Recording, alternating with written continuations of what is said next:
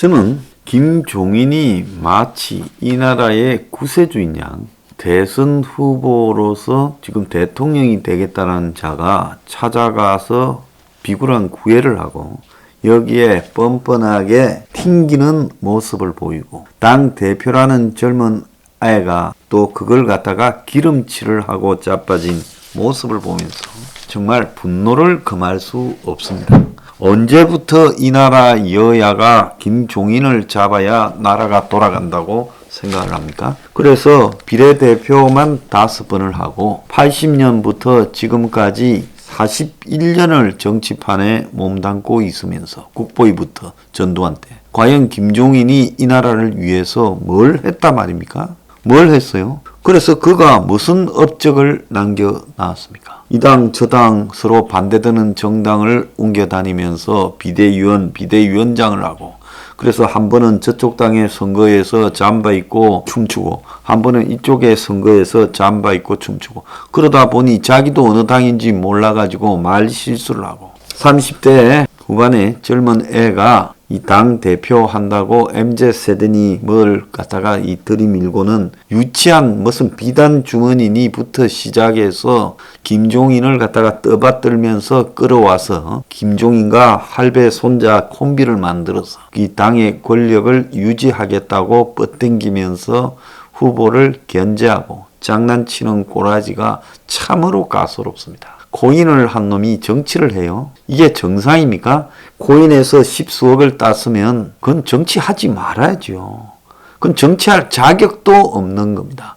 지가 딴 돈이 누군가 잃은 돈이라고 하면 그런 식으로 돈을 따서 온 사방에 집으로 자랑하고 다니던 놈이 정치를 하고 당 대표를 해요. 지원 하나 나올 자격도 없다고 봅니다. 그런데 상계동에 새 아파트를 사고 이제는 이 전기차도 샀어요, 고액에. 자, 이준석이가 그 또래를 대변할 그런 능력이나 그런 위치에 있다고 보십니까? 자, 그런데 이들이 지금 국민의 정권 교체 요구가 높아진 판에 올라타서 후보 윤석열을 길들여서 원팀이라고 말하면서 권력의 원팀을 향해서 지금 자신의 지분을 챙기고 있는 꼬라지가 참으로 우스꽝스럽다는 거예요.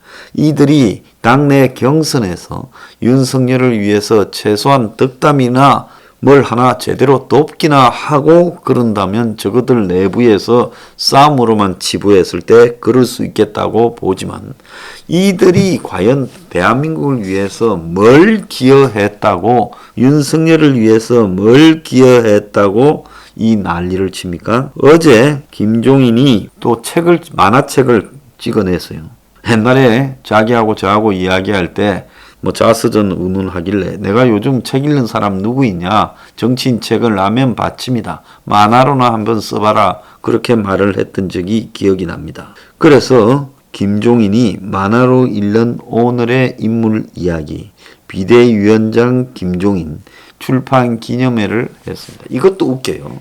출마하지도 않을 사람입니다.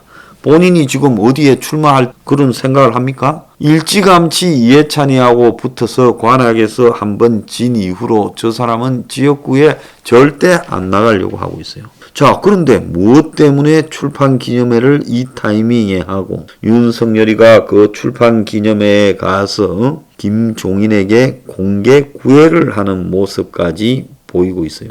그래서 윤석열이 김종인에게 어려운 정권 교체와 국가 개혁의 대장정으로 나아가는 시점에서 우리들을 잘 지도해주고 잘 이끌어 주시라. 그러면서 경선 단계에서부터 청면 지원했다. 이렇게 말하는 김종인을 청면 지원했습니까? 죄를 뿌렸습니까? 그래서 총괄 선대위원장으로 모시겠다는 윤의 의중이 드러나는 부분입니다. 저는 이 양반 개인적으로 잘 알지만 그 이후에 하는 행보에 나름 제가 봤을 때는 아니다라고 판단하고 선을 긋고 살고 있습니다. 근데 이 김종인이 윤의 이런 공개 구호에 도와줄 수도 있다. 도와주면 도와주는 거고 말면 마는 거지 도와줄 수도 있다라는 것은 앞에 가로가 있잖아요. 가로가 뭐겠습니까? 서로 흥정이 맞으면 도와줄 수도 있다. 이 말 아니겠습니까? 자, 그러면서 총괄 선대위원장 수락이나 선대위 구성에 대해서는 아무것도 모른다, 시간표도 모른다, 내용도 모른다라고 말했고, 그 밑에 김병준을 전 비대위원장을 상임선대위원장으로 하는 부분에 대해서는 표정을 굳게 가기도 했다는 겁니다. 내가 김병준하고 같이 놀 급이냐 이 이야기겠죠. 그러면서 선대위 구성은 후보 본인 생각에 딸렸다. 짜면 그때 가서 내가 판단하는 거다. 자, 이 사람 항상 이 흥정의 달인으로 꼽혀왔습니다. 문재인한테도 정권 비대위원장을 달라 했고, 과거 박근혜 밑에서 비대위 부위원장급의 위원을 하면서 박근혜 전 대통령과 끝없이 트러블을 이렇게 주도권을 둘러싸고요. 그 외에도 이 사람이 지난번에 다시 또 동당에 와서 비대위원장을 할 때도 끝없이 정권과 임기를 가지고 흥정을 벌였습니다. 그래서 마치 자신은 그야말로 이 무욕의 경지에 이르는 듯 하면서 따지고 보면 온갖 욕심을 다 관철시키는 그런 부분. 그래서 내가 정해놓은 내 몸값에 미달되면 절대로 받아들일 수 없다. 이런 타입으로 가는 부분이죠. 과거에 이러는 사람들의 부분에는 항상 조건이 있었습니다. 공천권을 보장하라. 공천 몇 개를 나한테 줘야 된다. 그리고 선거 자금 집행에 대해서는 내가 다 알아서 한다. 그래서 네가 사무총장을 권성동이를 앉혀놓고 내가 그 사무총장 권성동이한테 지출에 대해서 결정할 권한을 이렇게 가지지 못한 껍데기 비대위원장은 하지 않는다. 뭐 이런 것도 있지 않겠습니까? 그래서 이런 비대위원장의 권한이라는 것은 임기는 대선까지라고 정해져 있어요. 그러면 여기서 나오는 이야기가 뭐겠습니까? 대선에 이기고 난 이후에 농공 형상에 대해서 제대로 하자. 선거까지 가는 과정에서의 비용 사용에 대해서 제대로 하자.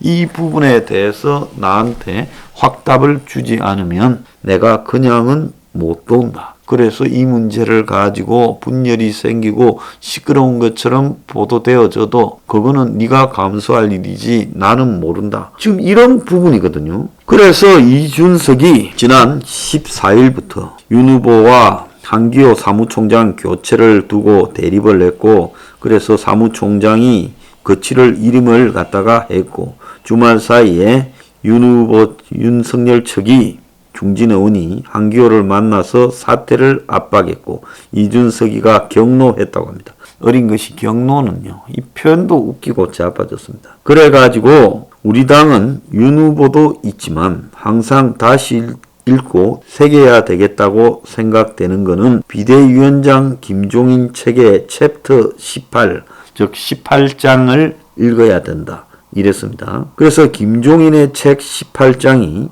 박근혜 대선 후보와 2012년에 김종인이 경제민주화를 놓고 갈등을 겪은 장면을 묘사해 놨는데 박근혜 후보의 주변인들 때문에 김종인과 결별을 했고 실패한 대통령이 되었다라는 내용이 들어있어요. 자, 그러면 과연 김종인에게 모든 것을 맡겼으면 그는 성공한 나라를 만들었을까요? 그는 전지전능합니까? 그는 기본적으로 대한민국을 뭘로 갖고 갈랍니까? 호남에 가서 무릎 꿇고 5.18 유공자들한테 연금까지 줘야 된다고 호남을 추스려 놓고, 그래서 그가 궁극적으로 노리는 것은 이원 집정부제 하에 실세 총리를 한번 하겠다는 거 아니에요? 국민 앞에 김종인이 대선에 나가면 국민들이 김종인에게 표를 던집니까? 2016년에 대선 출마를 선언했지만 2017년인가요? 그에게 어떤 지지도 몰리지 않았기 때문에 그는 결국 어떻게 했습니까? 그냥 출마 선언 며칠 만에 조용히 들어가지 않았습니까? 그래서 본인 스스로가 국민들 앞에 대선 후보로서 존재감을 전혀 이렇게 집어넣지 못하고 있으면서 끝없이요, 장이 열릴 때마다 장 관리인의 역할을 해서 그 뭡니까? 술집이 있으면 유흥가에 그 보호비를 뜯는 것처럼 그런 식으로 정치판에 장이 열리면 그 장에서 자신이 별탈 없이 관리하는 역할을 수행하겠다 하면서 거기에 대한 반대 급부를 내놔라고 요구하는데, 겉으로 거는 명분은 뭡니까? 고상하지요. 척건을 결별하라지만 결국은 뭡니까? 내한테 권한을 달라는 거고, 정치의 권한을 달라는 거는 공천권이나 또 중요한 자금 집행권을 달라는 거 아니겠어요? 그래서 이 이준석과 윤석열이 대치하는 것처럼 보이자 두 사람이 어제 오후에 단독으로 40분간 만났고, 회동 후에 갈등이 없다, 주변에 여러 이야기를 안 했으면 좋겠다, 선의로 그랬지만은 이를 엉뚱하게 만들어가는 것은 좋지 않다고 이준석이가 윤석열 주변 사람에게 일침을 놨어. 이준석이가 솔직히 저렇게 까부는 것도, 저 당이 정상적인 당이라면요, 윤석열이 후보로 확정된 다음에 이 당 대표를 교체하겠다라고 선언해야 됩니다. 지금 이준석과 김종인의 존재가 내년 3월 9일 대선까지 얼마나 많은 트러블과 문제의 소지가 될 건가를 제가 미리 예고해서 말을 합니다. 자, 이제 한동안 처박혀 있던 김무성까지 나와가지고 통합의 리더십을 발휘해야 할 이준석 대표와 김종인 전 위원장이 분열의 리더십을 보이고 있어 우려된다. 한때 이준석과 가까이 지내던 김무성까지 지금 이런 지적을 하고, 윤 후보는 정권 교체의 열망, 압도적 승리를 위해 당 대표나 선대위원장에게 더 이상 휘둘리지 않기를 바란다. 적어도 이 워딩만큼은 김무성이 맞습니다. 그럼 왜 김무성도 이런 말을 했을까요? 자기도 이준석을 대표로 앉히는데 일조했는데, 조직을 밀어주고, 되고 난 이후에 자기도 배반하고 김종인하고 달라붙어서 저렇게 했다는 거 아니겠습니까?